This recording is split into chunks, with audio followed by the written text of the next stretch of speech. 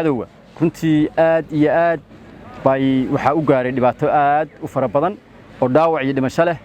hub badan oo aan ka qabanay waa jirta niman waaweyn oo mas'uul ah oo maaragtay magacyadooda hadda ka hor aan saxaafadda iyo u gudbinay oo amiira way jiraan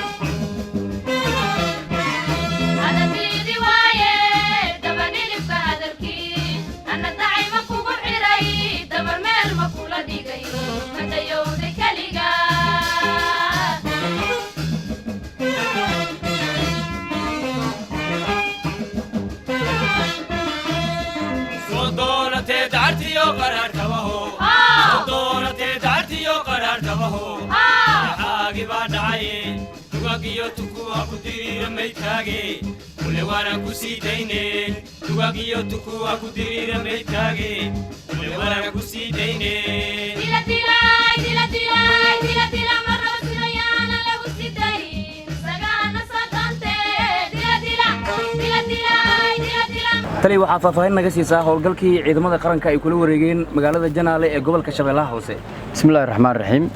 Awal Ilaah baa mahad iska leh. haddaan kaaga warramo operation-nada halkaan ay ciidanka xoogga dalka Soomaaliyeed ka wadeen runtii Ilaahay baa mahad iska leh. ciidanku hadda waxay ku sugan yihiin aan kala hadlaynaa buundadii Janaale dhammaan maamulkiina waa kuwa garabkayga taagan iyo saraakiishii kale oo ciidanka waday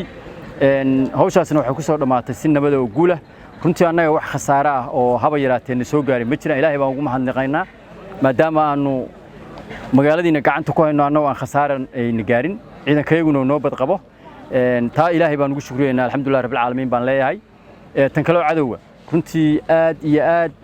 bay waxa u gaaray dhibaato aad u fara badan oo dhaawac iyo dhimasho leh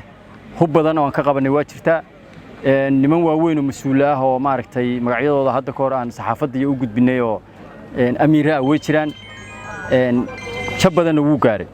marka haddana waxaan ku sugannahay ciidankuna ku sugan yahay magaalada Janaale oo aad u jeedaan marka waxaan leeyahay shacabka reer Janaale inay magaaladooda ay ku soo noqdaan waa nabad inay beerahooda fashaan inay sidii u deganaayeen ay u soo deganaadaan ciidankoodii baa u yimi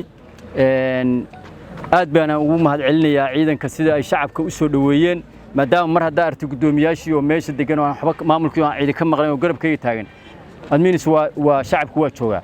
aad bayna shacabku ciidanka u soo dhaweeyeen ciidankana waxaan mar walba aan farayaa inay shacabka ay kasbadaan shacabka soo dhaweeyaan shacabkuna waxaan leeyahay ciidankiina way la shaqeeya waa wiilashiini waa waxay tuutaha u sitaan oo naftooda u hurayaan inay idinka amnigiina sugaan insha Allah waxayna noqon doontaa Janaaladii la yaqaanay oo loo soo dalxiistay jiray beeruhu waa fiican yihiin ciidamaduna wax badan bay la qaban doonaan haddii Allah uu daleen